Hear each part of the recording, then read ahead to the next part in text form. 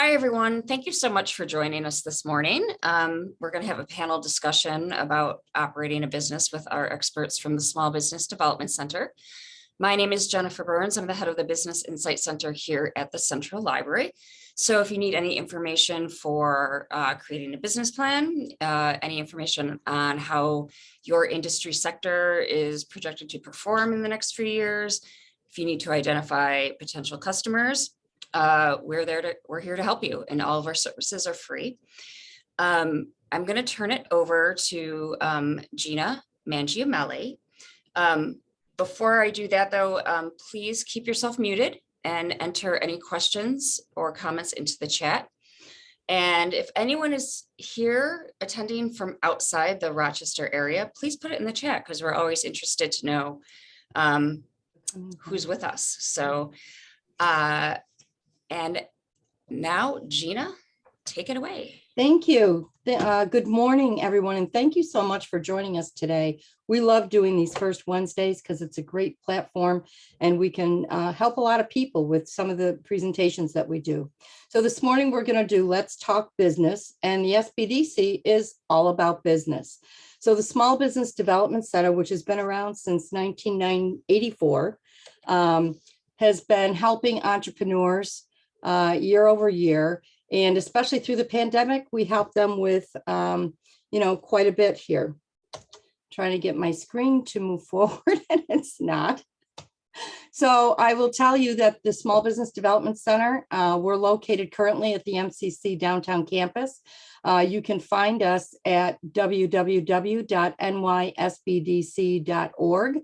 And or call us if you want to put that in the chat for us, Jennifer, because obviously my PowerPoint's not working here. And the number would be 585-395-8410. And the kinds of things that we can help you with is working with you on business plan development, a marketing plan, helping you with preparedness. We have a marketing research department with expert marketing research librarians who can help you with things that typically you may not be able to find. I know I had a client that was looking at Pacific whitetail shrimp farming.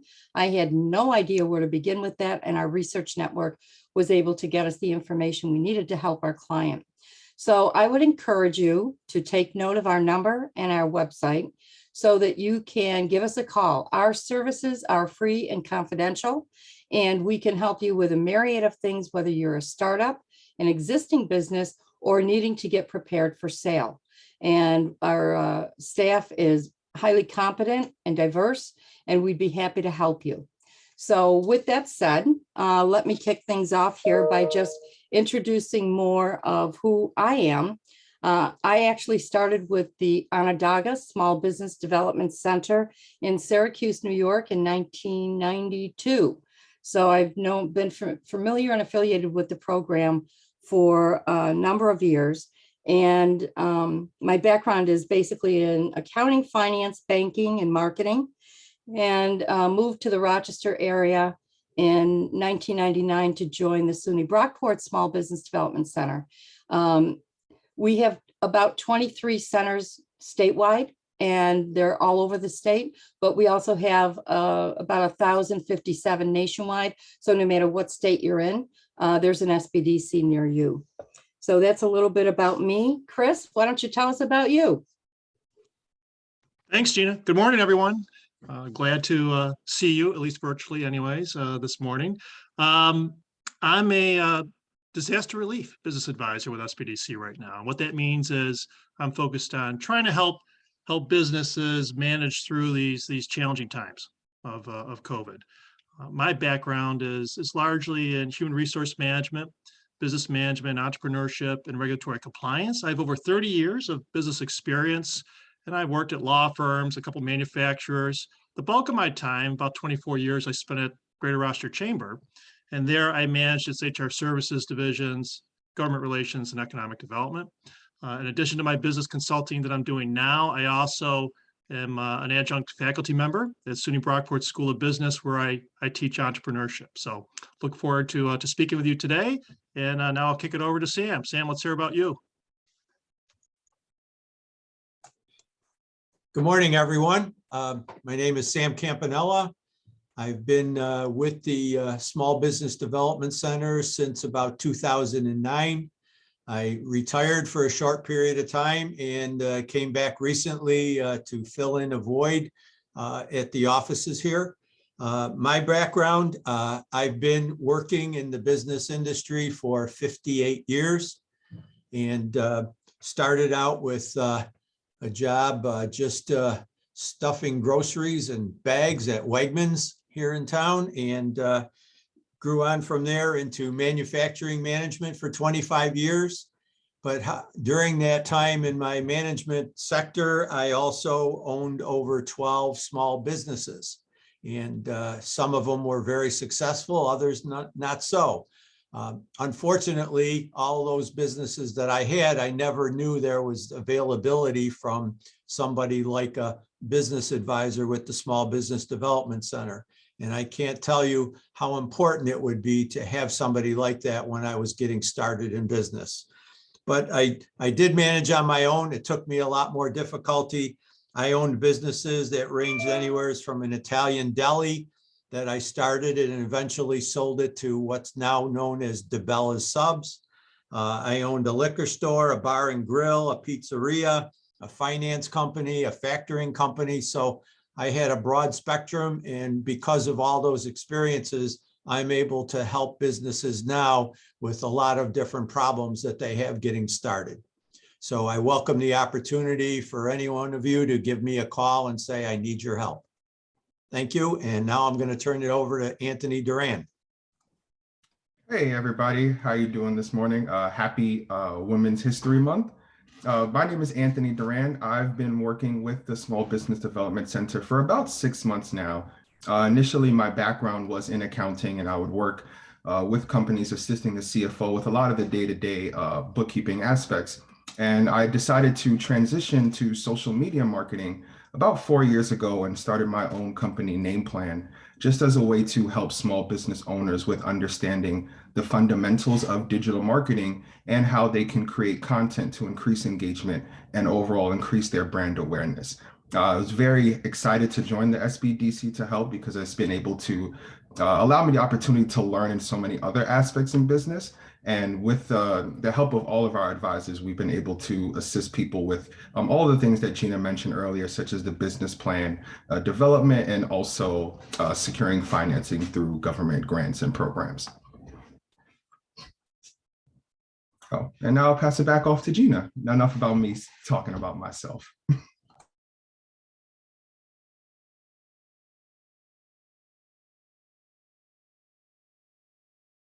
Gina, you're on mute.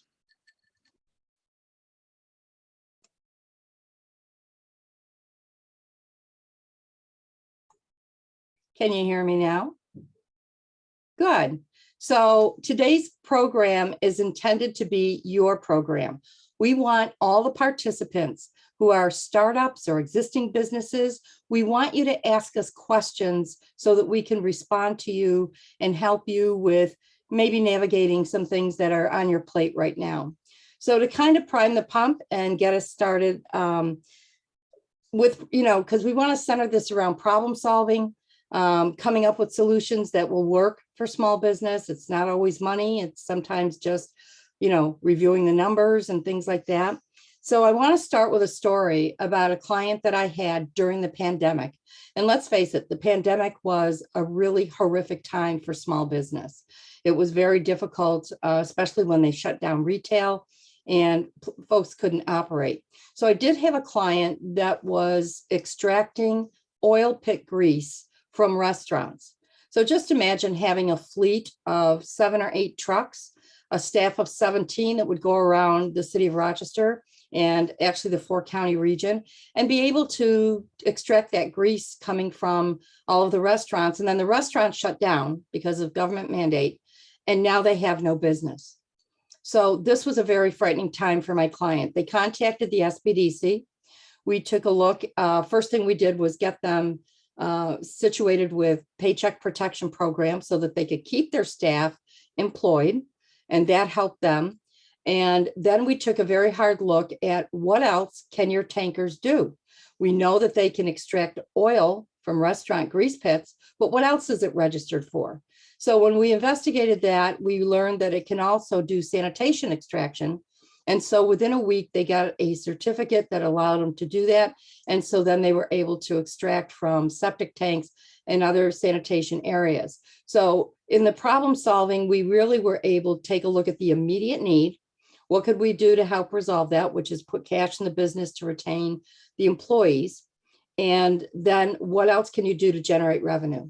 So as an SBDC advisor, what we try to do is take a look at the total picture. What's happening? What's the initial problem? What kind of things do you need to do? And then what kind of results can we anticipate? So, with that, I'm going to throw it over to Chris to give us a little more insight. Thanks, Gina. And yeah, if nothing else, I guess the pandemic's taught us all the importance of flexibility, right? And getting creative and thinking about new ways of approaching ideas. So what I want to talk about for a few minutes here is the problem of inaction, of not taking action and moving forward. And this is something we hear about quite a bit from clients. And forgive me if I kind of slip into my teaching mode a little bit. I told you I teach at the College of Brockport, so I'll probably be sharing a few of the things that I talk about in class. But the word entrepreneur, it's derived from the French word entreprendre, and that means to undertake, to take action, right? To do something. But many times entrepreneurs and business owners can be paralyzed. They have a hard time deciding how to move forward. And it can be for a variety of reasons. It might be not having the resources lined up yet. And as Anthony mentioned, one of the things we help clients with a lot is finding opportunities for financing. Maybe it's through grants, maybe it's through loans, those sorts of things. It could be fear of failure. People don't want to lose. They don't want to be unsuccessful, although failure can be a great teaching tool and a way to get better. And then the third, and we hear this quite a bit from clients, is the sense of just being overwhelmed and not knowing where to start. They've got this idea, but they're just not quite sure how to move forward. And that's where, we can help on something like the regulatory side. What do you need to do to just set up as a legal entity? What do you need to do to get your employer identification number or your tax certificate? Those sorts of things. But sometimes it's just, how do you understand if there's a demand for your product and service? So let me share a little story with you. I have a client just a week or so ago, started talking to him. This is someone who has an idea for an iGaming business, right? Internet gaming. And we started talking a little bit about his business model, how it might work. And I asked him, I said, well, how long have you been thinking about this? He says, oh, probably about 8 months or so. I said, okay, so what have you done? He says, well, I haven't really done too much on it yet. And I started probing, okay, and why is that? And he says, well, I'm not quite sure where to start. And I'm concerned that once I start getting this idea out there, others might take it and I'm going to lose business. So we started talking that through and say, okay, but if you don't take action, if you don't get going, and if it's a good idea, don't you think someone else is going to do this? And he started thinking, yeah, that's true. I said, okay, so how can we get this going? How can we get this started? And his idea was, well, if I get $50,000 worth of equipment, I can, have these kiosks and this equipment and warehouses, and I can set up all sorts of operations and get a lot of people in there. I said, okay. Or we might think of a way to try to test it at a smaller scale where you're not putting as much of an outlay in, right? As much money. So if you were to just have one unit, how much might that cost you? About $1,000. Okay. So how do we find out if people are even interested in your product?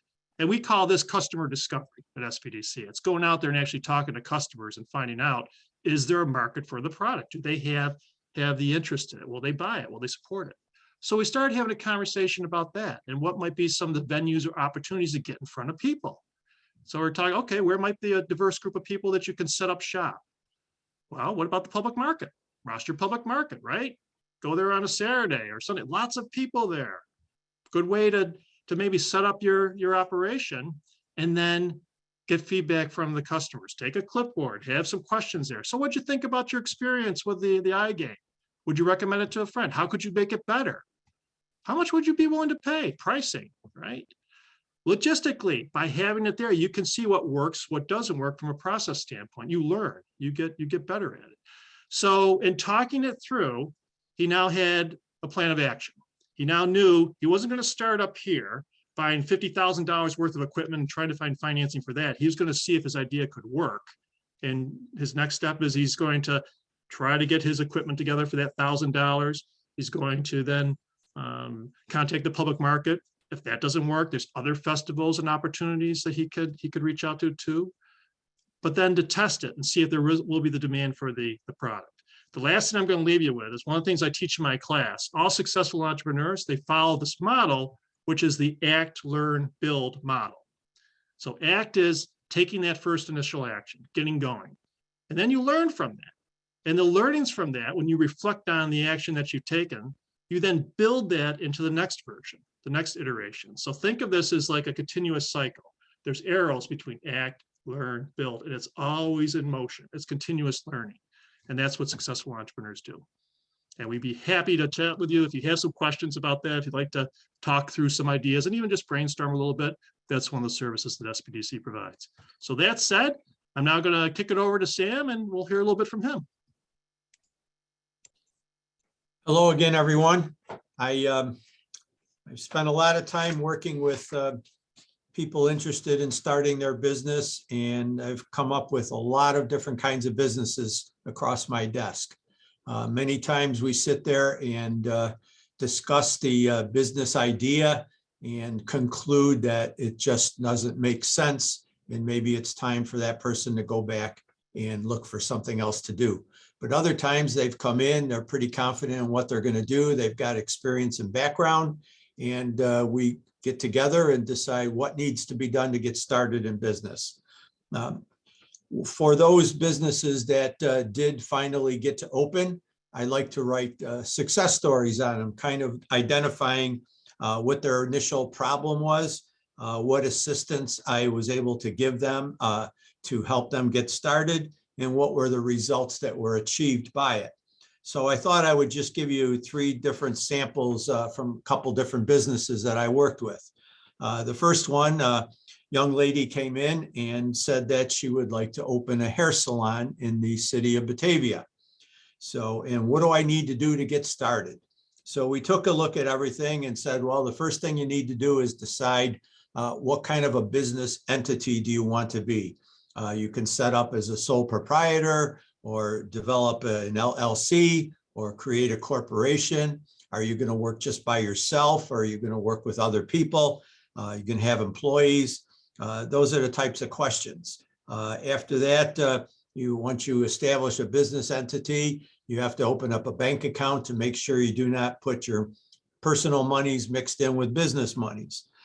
Don't forget that you have to have insurance. You need liability protection and protection for your equipment. What all the different things that you need to do. Make sure that you have a good attorney and an accountant to handle your bookkeeping services. And last but not least, if you need financing, we're going to need to put a business plan together.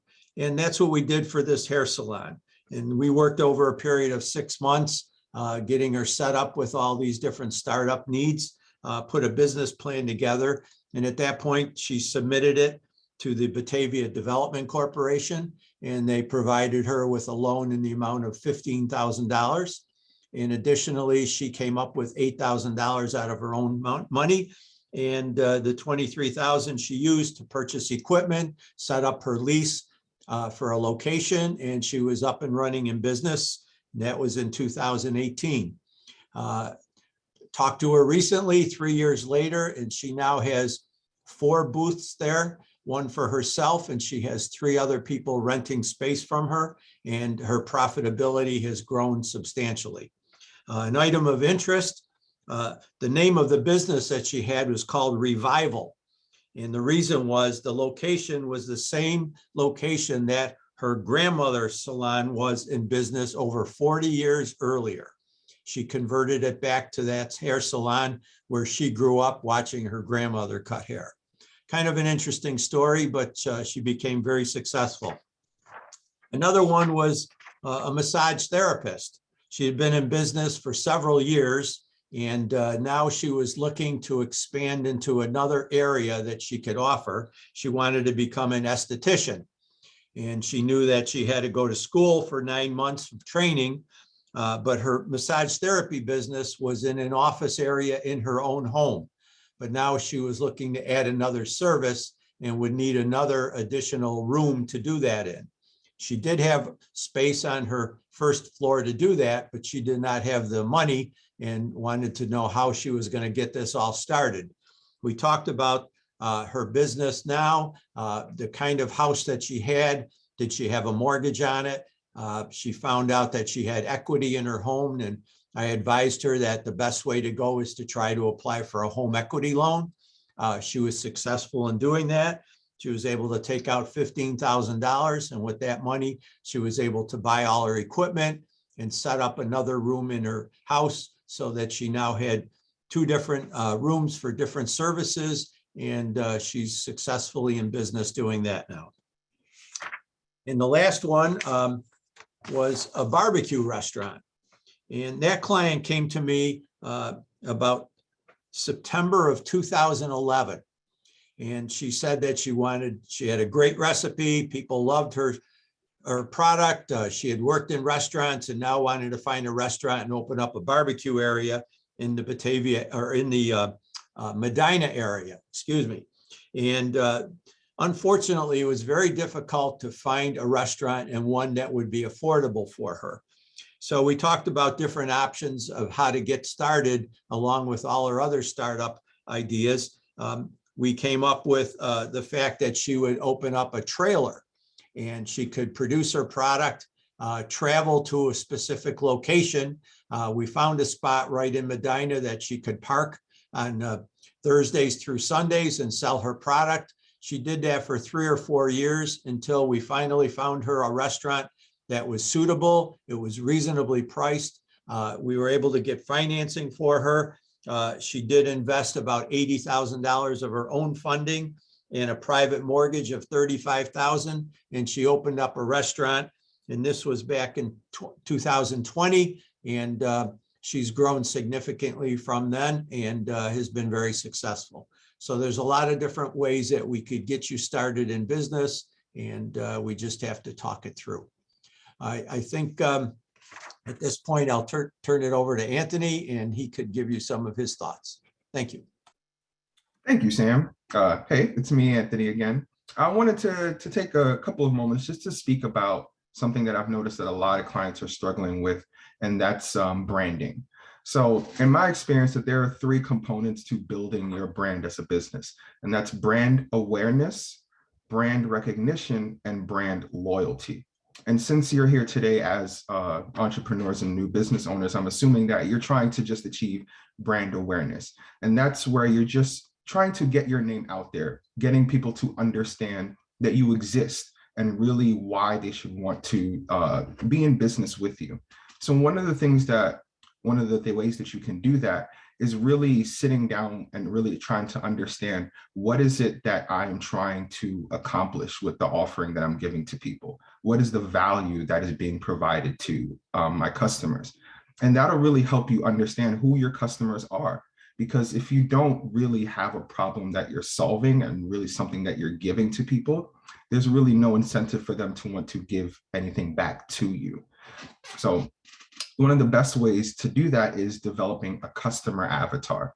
And what that means is really just writing down all the specific elements of what you believe your target niche to be. Where do they live? How much do they make? What are some of their interests and their hobbies? Things like that. How much money do they make? So you can understand if you're pricing your product in a way that it can be marketed. And really getting into the mind of the consumer is the best way for you to effectively sell to them, because people, especially nowadays, they're really not interested in a lot of the fluff of people trying to sell to them. They want their content to be very direct and clear about what it is that they're getting. And you need to be able to be authentic in that, because they'll be able to understand and see through if your efforts are not genuine. So I hear a lot of complaints from clients about, my content isn't working. I keep posting and I'm not really getting the results that I want. And, they come up with all these reasons. Maybe the algorithm is conspiring against me and, things of that nature. And, figuring out a marketing strategy online can be very difficult, and it does take a lot of trial and error and time. But really, one of the things that you need to be honest with yourself about is the content that I'm putting actually out there actually good? And really not being afraid to, like Chris said earlier, continue to learn and iterate, because, you can't get to your 100th post unless you get started on that first one. So really not being afraid to try different things and, fail at first, but eventually you begin to learn and create this relationship with your customers through your consistency. And that's really one of the most important things when it comes to branding, and really moving from brand awareness to brand recognition is really that consistency, in communicating the value that you're able to deliver for your clients and giving them what they want, not necessarily what you believe that they should want. So you also have to listen as well. It is a two-way street. So continuing to engage with them. If somebody comments on your post or they're sharing something, show them that love back, really communicate them and show them that you do actually have a connection with them. It's not just about business. Yes, that is something very important. You need to sell and sell in order to keep the lights on and keep your employees paid. But you need to be able to also stand for something in your brand, because if you don't stand for something, then you'll fall for anything. And I don't say that to mean that you necessarily need to use your social media platforms as some type of community platform to engage in all of your political debates and whatnot. But you need to be able to say, and show that your brand is built by real people. And it's something that is actually intentional in all of the things that you do. And really making everything that you do intentional when it comes to marketing will also trickle down into all the other aspects of your business. Because it's not just enough to talk the talk. You also have to be able to walk the walk.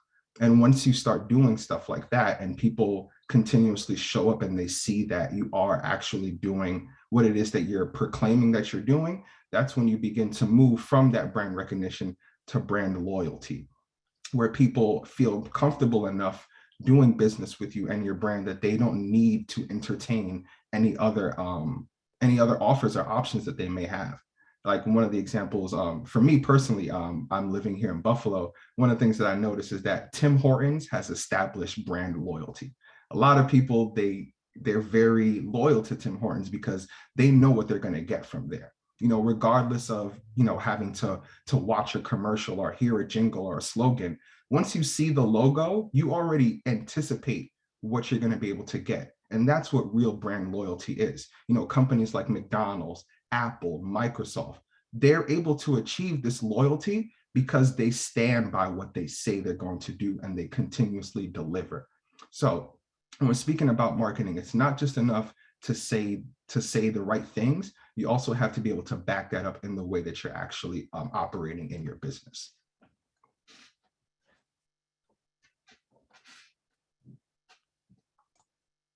All right, are y'all set, Anthony?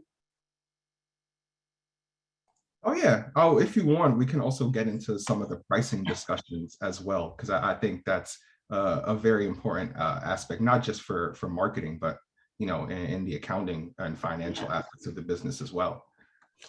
So what I'm hearing, all of the commentary that you've just heard gave us some high points that you should really take note of. And the first is that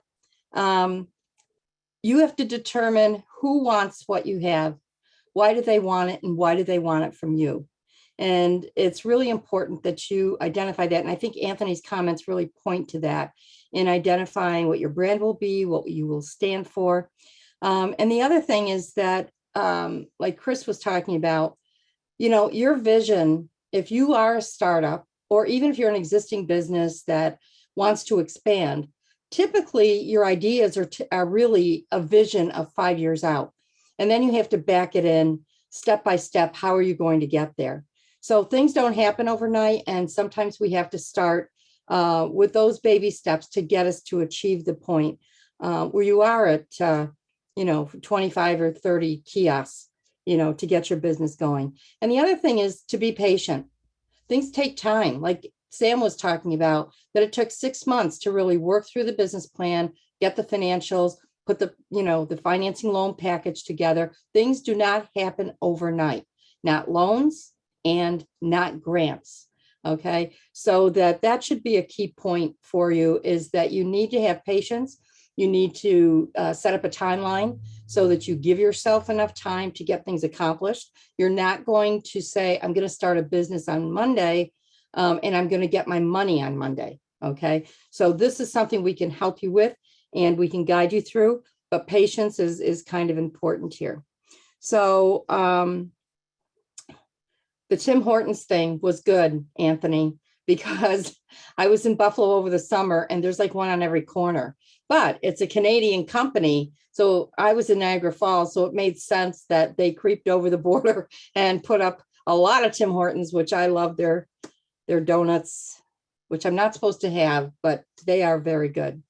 Okay, so we do have a question that we're going to address. And Chris, I'm going to throw it to you if you could read it and then address it.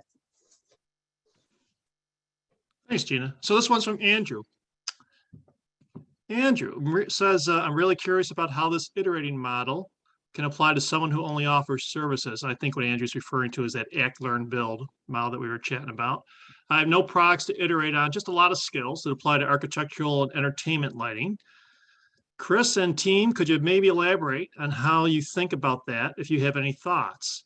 Yeah. It's a really good, it's a good question. So Andrew's getting to this whole issue of, all right, so where do I start? I've got an idea and it's more of a service-based idea, but Andrew, and perhaps, and Jen, I'm not sure how we could do this technically, but maybe we can unmute Andrew and let Andrew just give us just a higher level, not a pitch, but just tell us a little bit more about your model, what you're thinking of right now. And then maybe we can kick that around a little bit with the group here and give you some thoughts. Yeah, Andrew, you should be able to unmute yourself. If you can't. Okay, can There you anyone go. hear me? Yeah, there we go. Okay. So I'm my education and my background is in lighting design for entertainment, by which I mean theater, dance, opera, and then for the last 5 years or so, I've also I worked for a company in New York City that did hospitality lighting design in architecture. So we did hotels, restaurants, we did private residences, and we started working on offices and multifamily units as well before I left. So I have a really broad experience. I have a lot of background in the applications from a design basis of lighting. So I'm not an electrical engineer. I'm not like an LED product designer. I know about a lot of that stuff because I work closely with manufacturers and I am a specifier is what it's called. I specify those products for construction. And then in theater, I know a lot about the equipment in order to use it and do storytelling. So like, that's my background. I have some clients, but I'm really not sure how to, like, when Anthony's talking about branding, I really have no idea where to go with all of that. And I certainly am a little bit lost on, like, I don't know, the productization of that and the iteration on it. So I don't know if that's actually cleared anything up or just made it muddier, but No worries. I think let's talk about it a little bit, because I think that even a few of the comments from the advisors today speak to some of the challenges that you're running into, and trust me, we see a lot of that, right? It's really kind of, I've got this idea, I have this area of interest, but now how do I operationalize it? How do I kind of move forward? And sometimes it's a matter of just getting something on paper, right?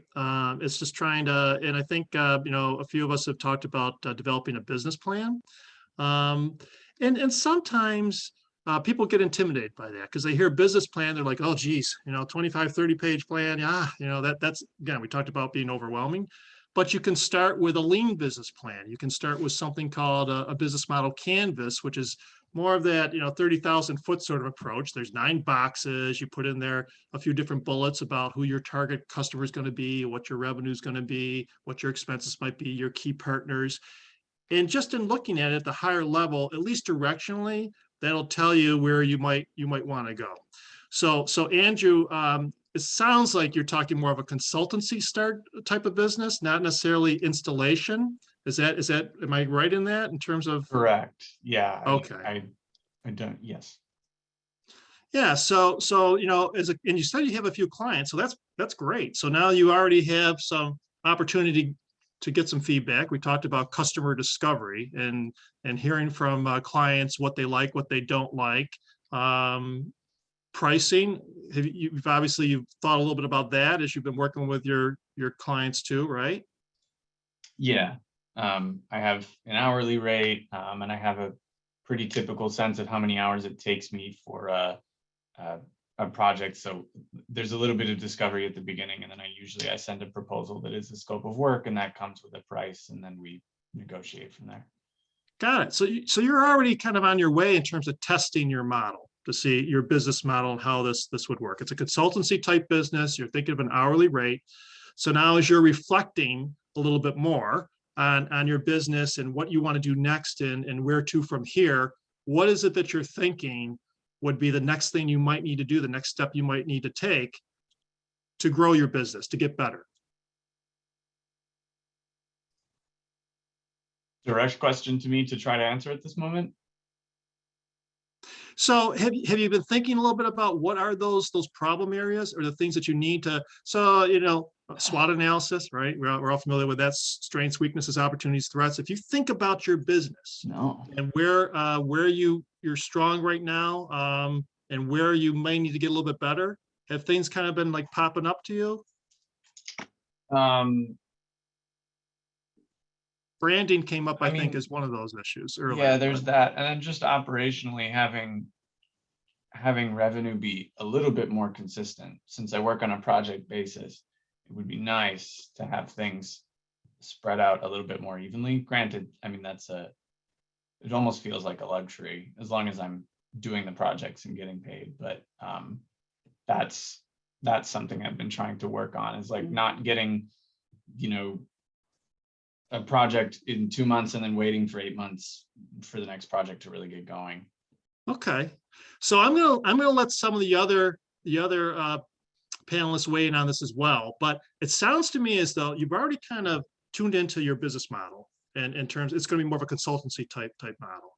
And so this whole act, learn, build cycle that we talked about, it doesn't have to be a product that you're selling. It can be a service-based model, and consultancy would certainly fit that description. But it sounds to me as though if you haven't already, you want to start trying to map things out. We talked about the business plan. Maybe a lean business plan is a place to start, really, because I think once you start writing things down, putting it on paper, it's going to become clearer as to where your strengths are, where do you want to get better, and that's going to help inform your next actions, where you're going to go to from here.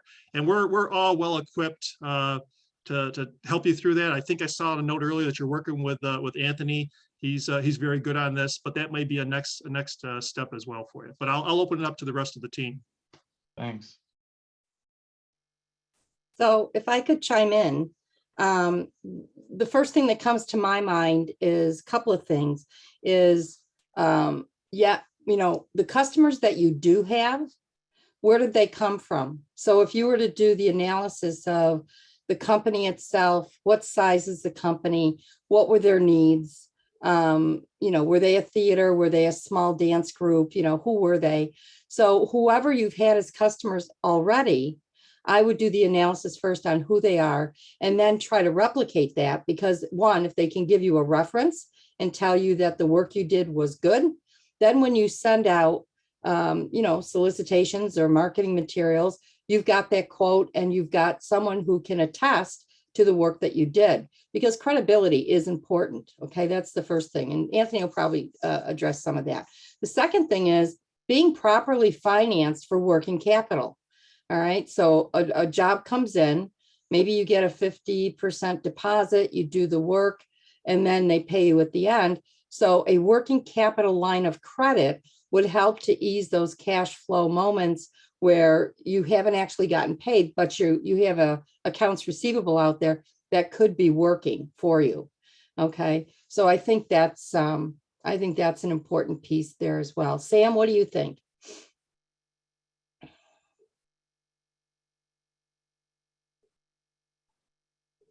You're still muted.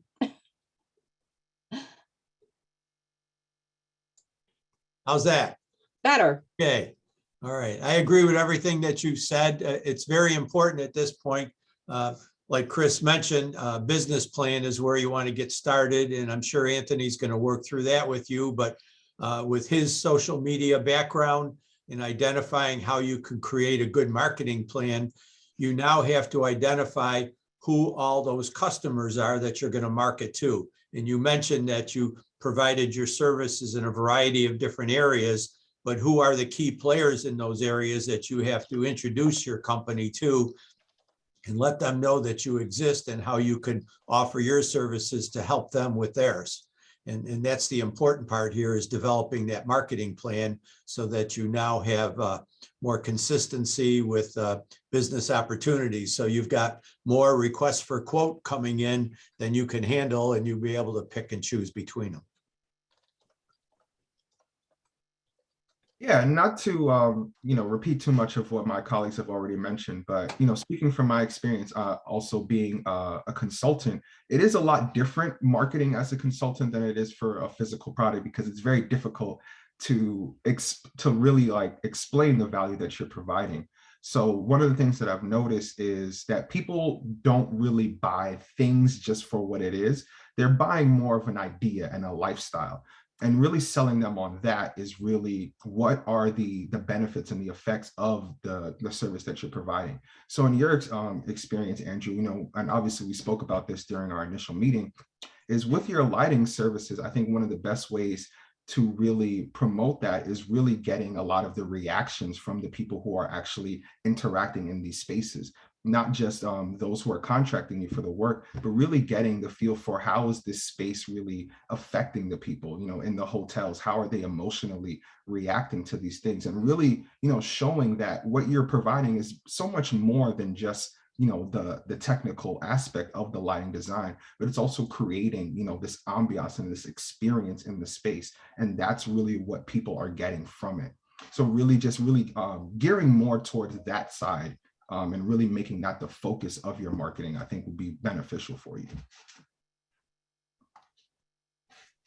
Does that help answer some of the questions that you had, Andrew? I don't know if he's still able to speak. Yeah, it does. Sorry, I'm writing furious. Okay. Poor Andrew's head spinning with all this advice we just gave him. Yeah. The good news is this is being recorded, so you can go to YouTube and you can back it up and you can follow your notes and then stop it and write some more. This is the beauty of being able to have an instant, a replay of what we're talking about here today, because I think it is worthwhile to be able to do that. Okay, so the next question we have is, are initial appointments with the SBDC able to be done via Zoom, or do you need to be held in the office? You're currently over an hour away. I think if the pandemic proved anything, it's that we can be productive and effective through Zoom or Teams or whatever the platform is.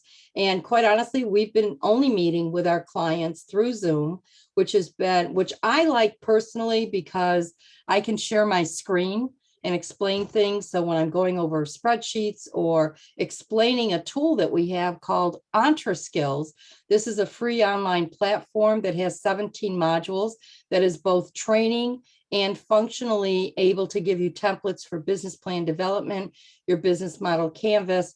There's templates in there for creating your financial spreadsheets and so on. So when I'm explaining this to someone, it's really great to be able to share my screen, take them through the modules, show them how they log in, give them the process, and it's been incredibly effective. Also, we have clients that are from Batavia, Geneva, Penn Yan, and quite honestly, Zoom has been alternative that makes it very, very productive to be able to meet that way. And, and wherever you are, because we can also do telephone, and we will be moving to a new location over the summer, and we can have, appointments one-on-one, but we will still be able to utilize telephone appointments as well as Zoom appointments. Is that okay? Does that answer your question, Ryan?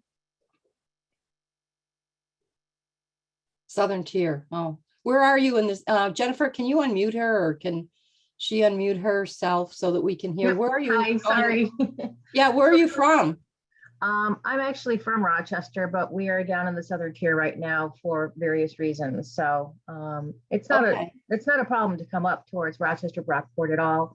But I was just wondering if, just to start the conversation and figure out if I'm going in the right direction, and what my first step should be, I should probably schedule an appointment with you. Sure. Also, you should know that there's 22 small business development centers statewide. There's one in Binghamton. There's Geneseo. There is Buffalo, Niagara in the Western New York area. Okay. Although we are super happy to help you if you're from the Rochester area and going to mostly be up here. Right. Then Yeah, that's where the business. Yeah, the business will be located there. Okay. Well, can you share what kind of business you're looking at? I don't want to start with that yet. Okay. Well, what would be your key concern, though?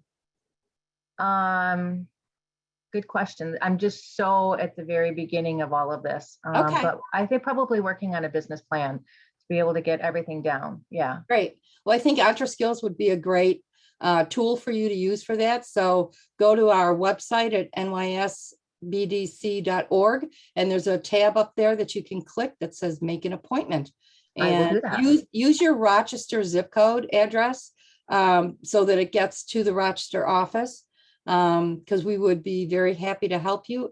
We get excited about these enterprises. So come on down. Great. Thanks so much. I appreciate it. Thank you. Appreciate your comments. Okay, next we have Barb is asking, I am a secretary of our new Charlotte Business Association. We have our EIN. And are a 501c3 organization approved, our mission and vision statement, and are voting on a draft bylaws this month and finalizing your constitution next month. Okay, so you're going to get the bylaws done, you're going to get the constitution done. Do you have framework to further guide the next as well as other steps moving forward for this type of an effort? So Barb, can we unmute Barb, or Barb, can you unmute yourself? Good morning. Tell us a little bit more. So it's a Charlotte Business Association. So this is particular to the town. Right. So Charlotte is the area like up by the beach, Ontario Beach. Most of the zips are 14612 are right close to, that area. And in the past, they've had different, a merchants association, a business association, and then about 2017, 2018, everything kind of went away, and no one has been able to reorganize.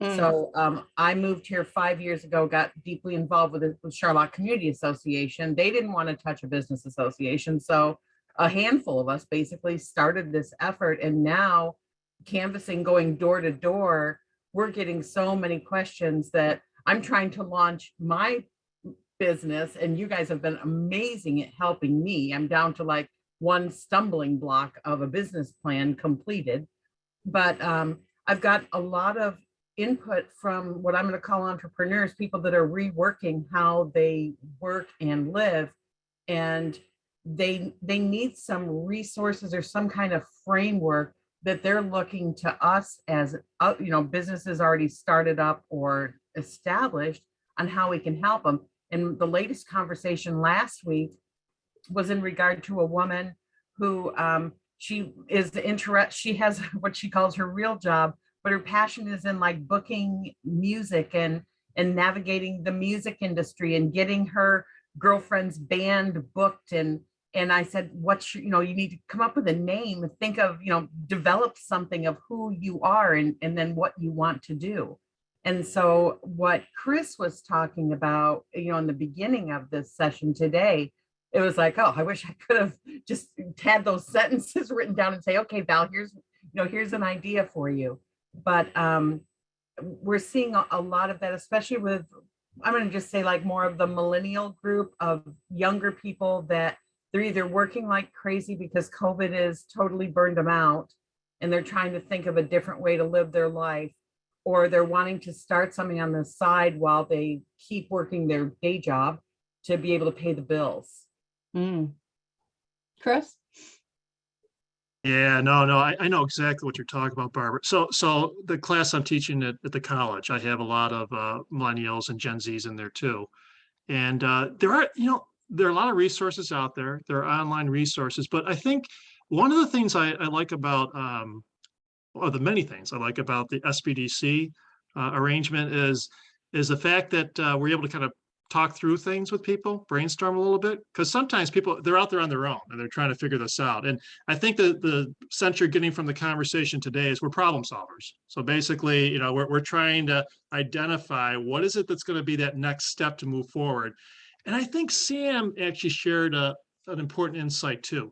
When we talk with clients, not all clients are ready necessarily to go, gung-ho on their business. They're just not there yet. And so part of our work as counselors is trying to advise them as to what it would take, what might be that next step, that action that you could take to get ready to do that. I had a client that she wanted to open up a bar, a restaurant, and she had, some great ideas. She had no experience. And so we started talking about that, okay, but when you go to a lender, and we've heard from loan officers that say, we want to see the resume attached to the business plan that shows that you've got the experience. So if they're going to make an investment, they want to understand that. So then we started talking a little bit about, well, how could you get that experience and where might you go to do that? Those sorts of things. So yeah, there's benefits in just having that sort of dialogue, that conversation with someone, kind of bouncing some ideas off them. And I think that we'd be happy to talk with you, with any of your clients. Maybe as we start opening up here, Gina, more and more, we used to do like visits to some business groups to kind of talk to them a little bit. Maybe there's an opportunity at some point down the road to come and speak to your team a little bit more as well. No, I would really welcome that. I love that idea because we have guest speakers every month that come and talk to us about grants, which was one of the reasons we decided to resurrect or create a new business association, because you need that to be able to apply. Yeah. So yeah, and so do I just go through the regular website, Gina, to book that kind of all right, then I'll make sure that I add that onto our business for our Actually, for speaking engagement, you can call the office. Leslie Arenji, our administrative assistant, can take the information. One of us will get back to you. We're kind of in the midst of getting a new director. Our director retired in November. The director typically would receive these requests and then, talk to the staff about who would do the presentation. So we are close to getting a new director. But for right now, just call Leslie and we'll see what we can do to get that started. But I would also encourage you to have people check out our website, sign up for an appointment, especially that woman who wants to do, my ears perk up when I hear music because I play music. I'm a cellist and I play the flute, and my husband is a professional musician with several bands. And so bookings, that's just right up my wheelhouse. So I'd have them call or to go online, book, and request for some counseling. And we can certainly get started with a lot of, I think one of the most advantageous things about SBDC is our research network with this staff of amazing professional marketing librarians. I'm telling you, they dig up stuff that I don't know where they find it. They do have access to databases that Google isn't going to let us in. So it's really great that we can offer what would otherwise be very expensive marketing research to our clients. And they do a great job of providing so many different sources of information, from reports. I had several clients that came on board, and believe it or not, they were all looking to either open or buy campgrounds. So there were certain things we needed to know, like the occupancy rate from May to October for independent under 100 sites campgrounds. They found it. The Marketing Research Network found it, and it was critical to building the projections and also getting, some rates and things of that sort. So I would encourage you to tell these folks. And yes, we'd be happy to come and speak to the group either via Zoom And or in person. I sing your praises all the time to all the people because you've helped me instrumentally. The business that I'm already launched online I wouldn't even be where I'm at without you guys, because it's all healthcare regulatory and, the new SDOH and pay for perform, all that stuff that's complex data that I understand because I worked in it for so many years. Mhm. But I think that's wonderful. Let me just plug to you, Gina, this Thursday, 6:30, 75 Stetson Street. Up here in Charlotte is our meeting.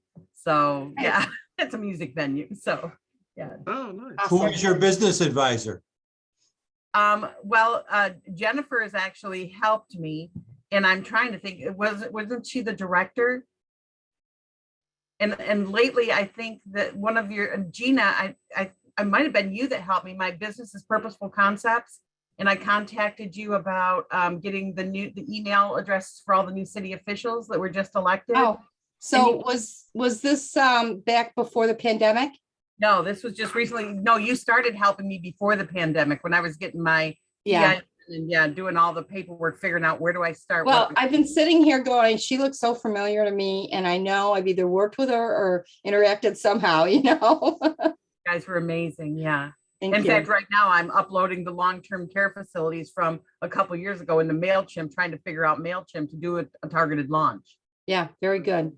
So Sam, Tony, Anthony, did either of you want to chime in on this one? But you have to unmute. Yes, I'm unmuted now. From Jana. Hi, my name is Jana. I am a licensed esthetician and certified makeup artist based in Middletown, New York, which I think that's down in the New York City area. I currently work as a 1099 employee, and I work off the books as a makeup artist. I am looking to branch off and open my own spot in 2023. I just don't know where to start.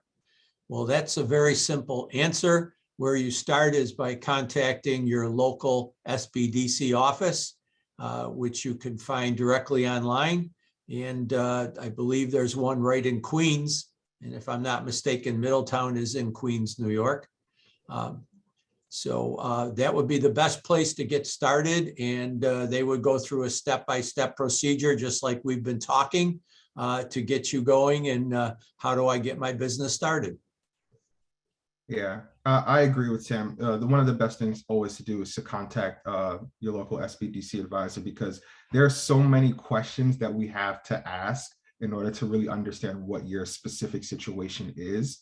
Everybody's business is different, and everybody has different experiences. So really, we like Chris said, a lot of people don't even know what they don't know. So in order to answer that question, where do I start? I really have to know about who you are. And what are you willing to do? What are you hoping to achieve? Because all of those things really influence how we're able to help you with our advice, because it's all going to be really catered to you. And another thing, just to plug Entree Skills again, one of my favorite things to advise clients to do is to work on the business model canvas, just because you're able to really see how all of these different components of your business are working together. Because a lot of the times when I'm speaking to people, they have this great idea and they're very enthusiastic and excited about, whatever they're hoping to offer to their customers, but they don't really understand, okay, what do I need to do in order to get to that point where I can actually begin, offering my product or my services. Like, there's so much work that needs to be done behind the scenes, really understanding, who do I even need to be in business with in order for my business to be successful? You're going to have to work with some type of vendors or suppliers or even consultants. So really, like, establishing those relationships in the beginning is really key, because, even though you are, what I like to call solopreneurs, people who are, sole proprietors, and they don't really hire anybody else for their business, but that doesn't mean that you're working alone. You still need to have some type of team, some type of support system. And, the best point person for that is an SBDC advisor. Yeah, and there's a lot of resources. I mean, the New York Public Library has online resources in their business and industry section that's just phenomenal. But when I think about what you want to do, Jana, I think the first thing is open a savings account at a credit union and start putting money away for that initial, investment that you're going to need. So whether that's banking all the bottles you take back or doing a side hustle so that you can have a little extra money, having cash that you've invested in is key to this as well. Not just the resources that'll help you get there, but you've got to put some money in the game and start preparing for that and think of it as your investment that so that you can get started. So when you want your own location for people to come, I think that that's going to require a deposit. It's going to need a build out. You cannot borrow money from a bank or anyone to build out lease space. That's something you need to know. So you either have to have it wrapped into the lease or you have to have the money to pay for it. So I think the very first thing I would do is start saving money and start reaching out for resources. As I mentioned, there's 22 SBDCs around the state. And down in your area, we've got some phenomenal advisors there. And actually, New York City has some good economic development programs down there. So I would encourage you to take a look at that. Let me just piggyback on that a little bit. And you're hearing the same theme here, Janice. There's some big advantages to talking it through with someone, talking through an SBDC advisor. And I think it's interesting. Many times when we have a conversation with a client and they fill out a request for counseling form, that's part of the process. And so when you log on, for those of you on today's call that want to work with us, and we hope you do, you'll log on to our website and there's a request for counseling form where you complete a little information on who you are and what your idea is, what your plan is. And usually there's a box for you to put in, so what do you need help on?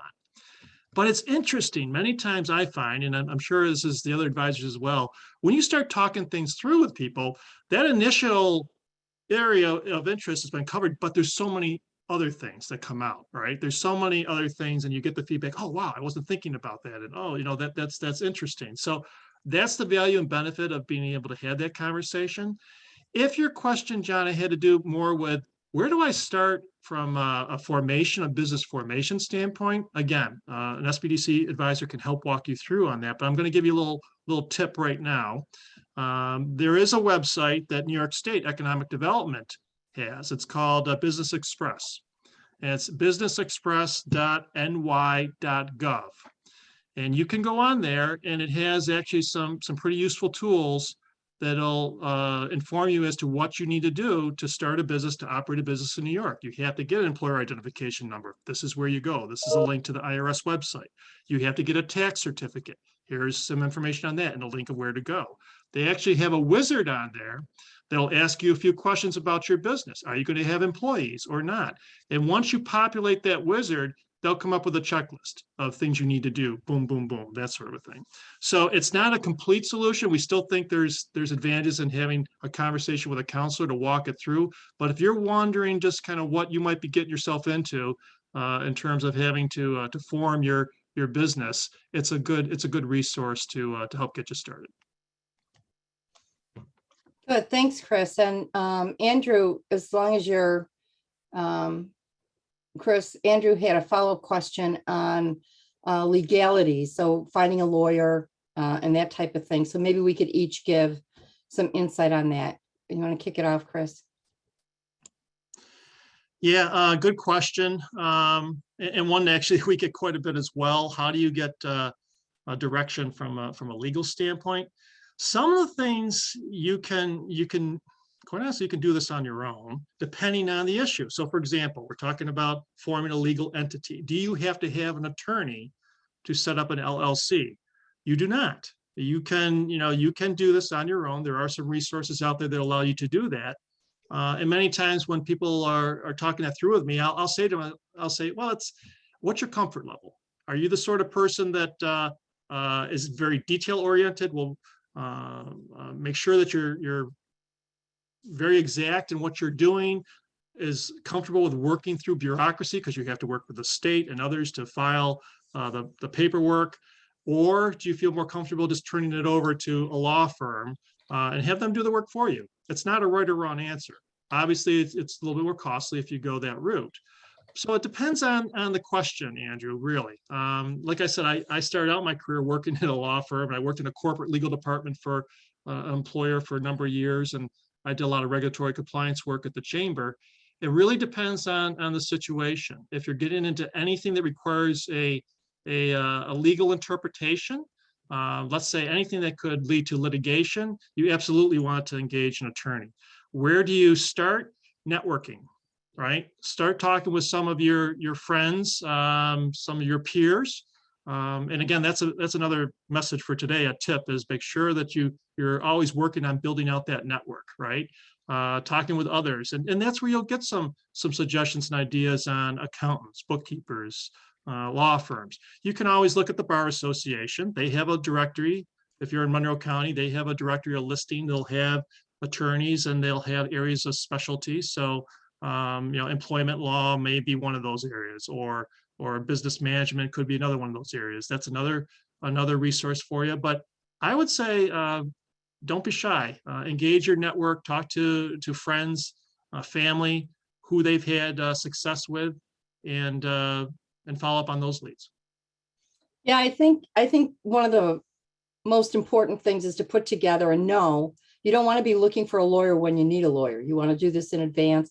Networking, who's an attorney that is familiar with my business? These 3 campgrounds I'm working with, we wanted an attorney that actually understood town zoning laws, special permits, that had done this before. So it's not just generic, find a lawyer, find someone that's familiar with your business and has a little bit of background. I call it the bail team. So when you're setting up your business, who's your banker, the accountant, who's going to handle your insurance, and who's the lawyer. So you're going to need a bail team in order to help you when a problem occurs, but have a conversation, set it up so that you know who you're going to use before the problem comes along. Okay. I hope that answers the question. Legal questions we did one first Wednesday with a lawyer a couple months ago, maybe last month, January, February, and it was unbelievable. They were looking for a lot of answers. So this is definitely an area that's very expensive. You could pay $150 to $350 an hour for an attorney, and that's a 50-minute session hour. So it's definitely something to consider, which is why you need some money in the bank, because you may have to afford a lawyer. Okay, so I'm going to move us now. So Gina, you just stirred another thought here too. Let me piggyback on that whole networking idea, because as Gina said, it's free advice and counsel is always something you like to see. So, your local chambers and even regional chambers are a great resource for that. When I was at the Rochester Chamber, I used to bring in a lot of attorneys, guest speakers to speak with members. And if you're a member, if you've paid your membership fee to be there, they'll do that. They'll have networking events. And again, many of the professions we're talking about there, they'll have representatives that you can meet, but also they'll do sessions. And Barb, I wouldn't be surprised if you mentioned you've got meetings where you bring in experts to talk from time to time, right? I mean, that's another great way to gain access and insights on some of these issues. Join one of these business groups. If you're in the Charlotte region, join Barb's group. Join Barb's group, yeah. Yeah, join the Rochester Chamber, Greece Chamber. There's local chambers as well. Great opportunity to meet other entrepreneurs and also be connected to some of these resources that'll help you down the road.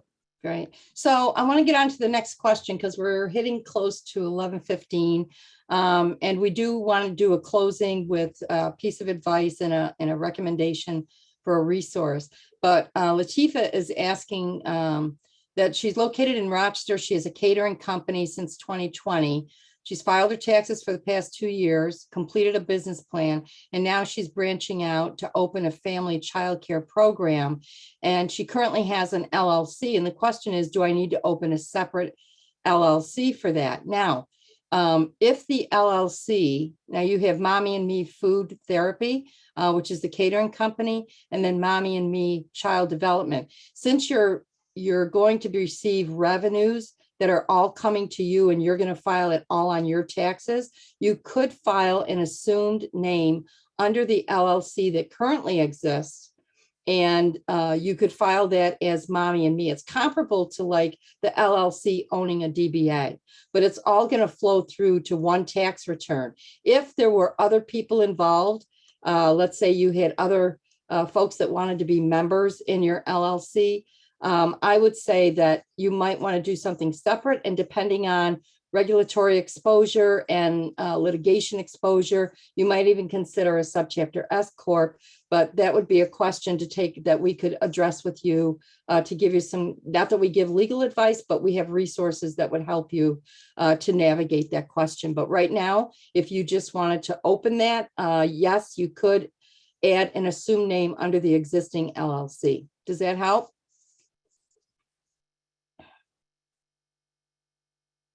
Gonna assume, yes, okay. Yes, okay, very good. All right, so if there aren't any other questions, we've put the resources for the Business Express website. Thank you, Jennifer, for adding information about how to file an LLC. She provided a YouTube video on that. There's lots of resources there. And then legal considerations for starting a small business. She's put a YouTube video in there as well.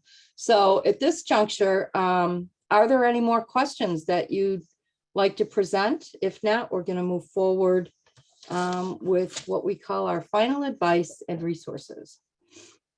Okay, thank you for enlightening Zoom and really appreciate the links. Good. All right, so maybe I'll kick this session off. The best advice that I give my clients is to say, be approachable, be hungry for learning, and, you know, get yourself affiliated with a lot of people networking, to Chris's point. Probably the worst scenario for me is when I get a client in and they're asking for help, but everything I suggest, they go, well, yeah, I can't. And there's an excuse why they can't do it. Be approachable, be open-minded to what you're hearing, and think about, you know, what's being offered, evaluate it. It may not be right advice for you, but at least be willing to hear it and to be open to the resources. I think it was Tom Golisano who said that the best entrepreneur is one that surrounds himself with people who know a lot of things, that know a lot of stuff, because you can always lean on them. You can't be all things to all people. You can't know everything that needs to be known. And so, you know, that's really good advice from someone who started out as a Monroe County DBA. Tom Golisano started out as a company DBA in Monroe County called Paymaster. And then through the generations of converting to franchises and then bringing it all back in and opening a corporation. It's an interesting story. And so one of the recommendations I have is Tom Golisano's book here. I don't know if you can see it. Let me cancel my video background here. So this is called Built Not Born. It's by Tom Golisano with Mike Wicks. It's an easy read, but if you're, you know, crazy busy and reading, sitting down and having an hour to read every day isn't in the agenda. It's also on CD. So, and you can download it. He's got every platform. So you could listen to it while you're running, taking your morning walk. You could listen to it in the car, which is my favorite thing to do. And that's why I bought the book and the CDs. And it's very good advice in here. There's some really funny stories, but it's his story of how he built this. He wasn't handed a silver spoon. He really had to build this from scratch. And the way that he did it was by surrounding himself with people who were in the know. So I would recommend, it's a quick read. It's only like 125 pages. Then the second one that I would recommend is by Tillman Fertitta. And this is called Shut Up and Listen to My Point, which is be approachable. It's hard business truths that will help you to succeed. So I'll put these in the chat for you and throw it over to Chris. Thanks, Gina. So my final words of advice is, well, obviously I'm going to go back to what I started with, the importance of taking action. Making sure you move forward, because even if you're unsuccessful, you'll learn from that and you'll build on it and you'll get better. But the other thing I would mention is the importance of continuous learning, right? So one of the things that I talk about in my entrepreneurship class is the psychology of entrepreneurship and the value and importance of having a growth mindset. And a growth mindset is someone who's always looking to get better. And a key instrumental part of that, you're going to learn from your failures, you're going to learn from your setbacks, and be willing to embrace that, recognize it. But you're also going to be continuously learning. You're always going to be looking to get better. So I would advise you to find a business resource that makes sense to you. I, for example, tune into the Wall Street Journal. I have a subscription for that. It's not crazy expensive. It's, I think, $4 for a month for the digital copy. But I'll also say, I know Jennifer also, I think, has access to resources like that at the library, not just the Wall Street Journal, but a bunch of others.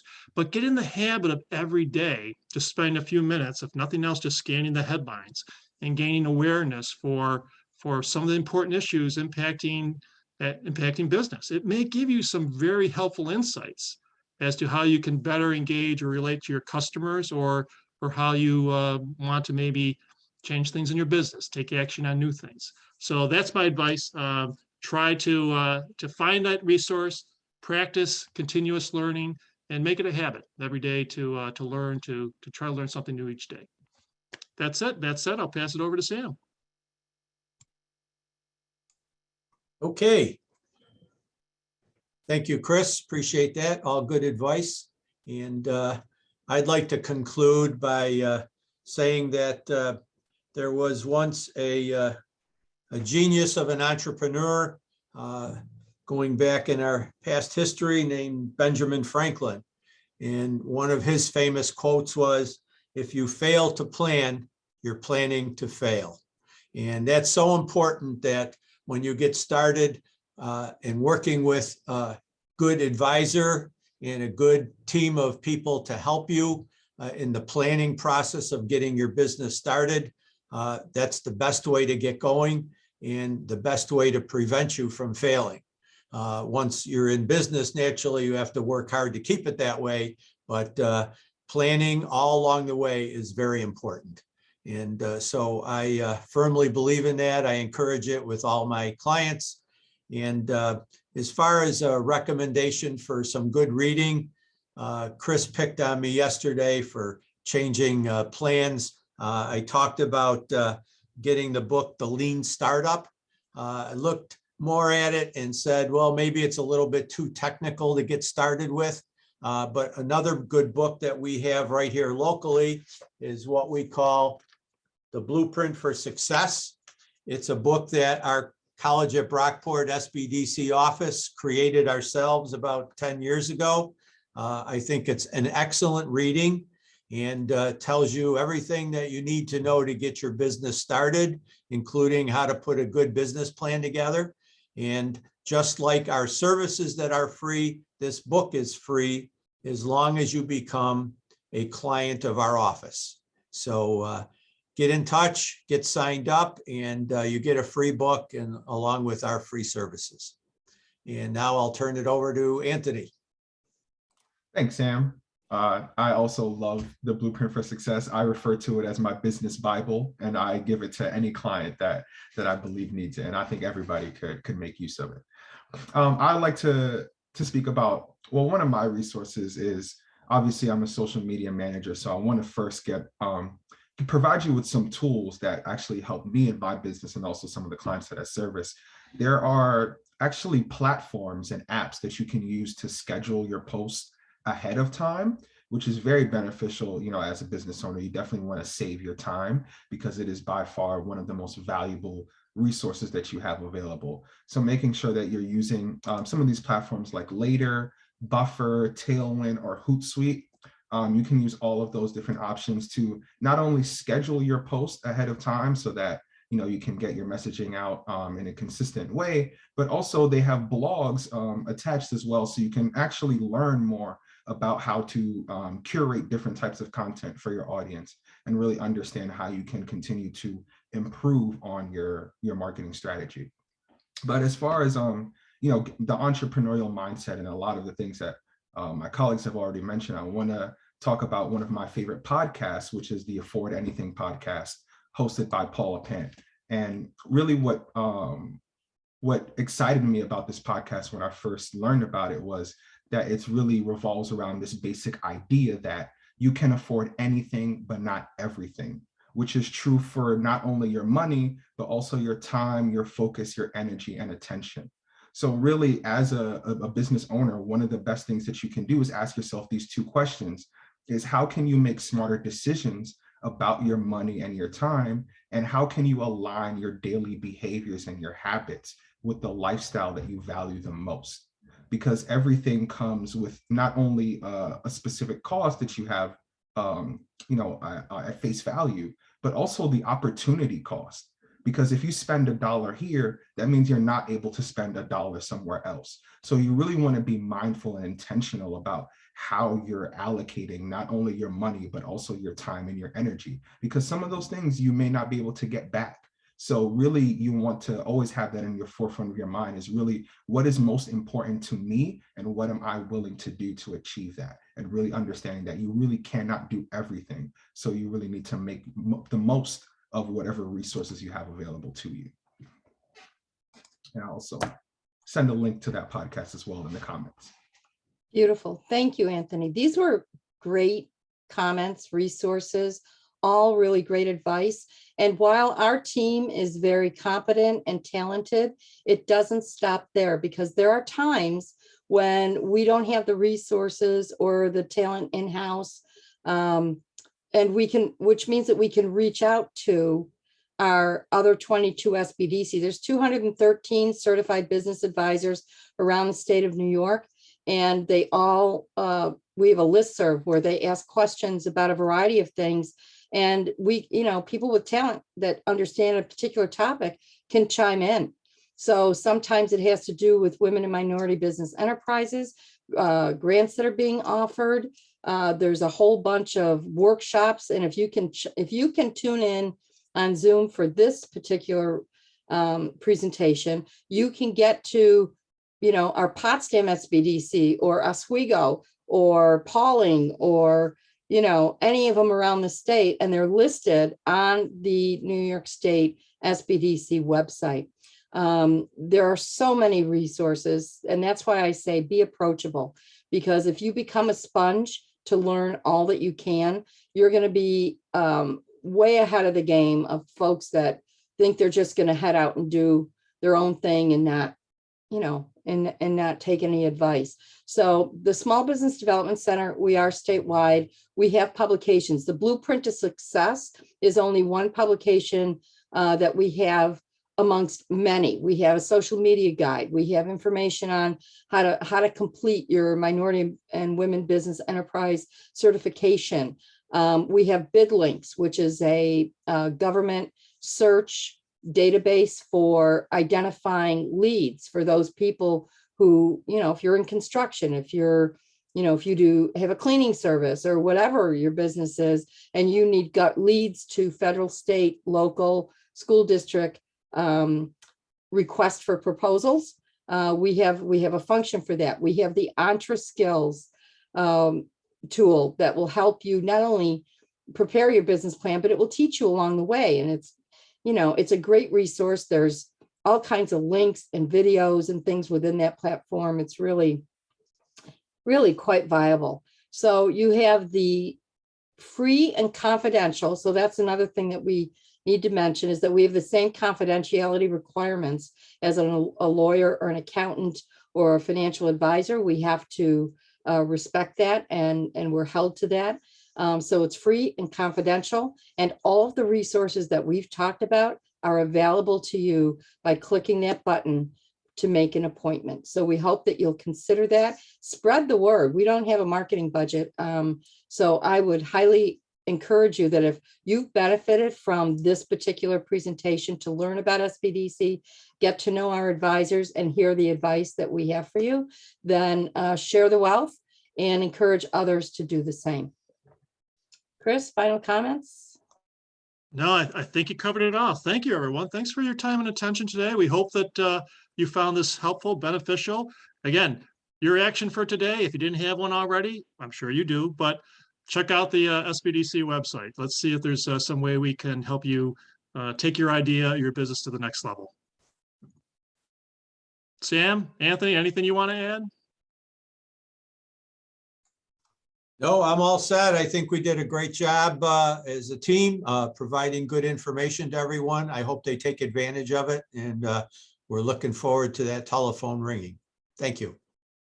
Yeah, same thing. I would just say that just because you are in a business on your own does not mean that you need to do everything by yourself.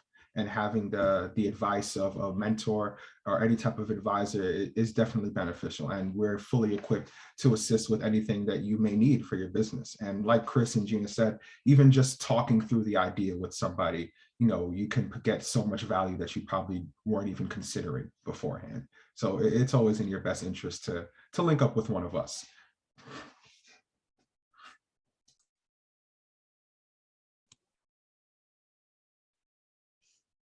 Okay, Jen, I think we've done it.